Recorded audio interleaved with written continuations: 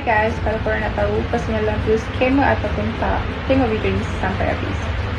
Paling obvious kalau ada orang DM ke WhatsApp korang kata boleh buat personal loan, lepas tu dia minta korang untuk bayar stamp duty, insurance ataupun charge-charge yang pelik sebelum loan korang approve. Itu tanda-tanda besar scam. Loan belum lulus tapi dah minta upfront payment. Logical. Pinjaman wang berlesen yang sah takkan minta upfront payment langsung. Lagi satu, kalau korang jumpa orang offer interest rate terlalu rendah yang jauh dari pasaran, hati-hati. Kadang-kadang tu umpan je.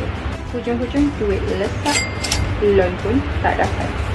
So, moral of the story, jangan mudah percaya janji manis.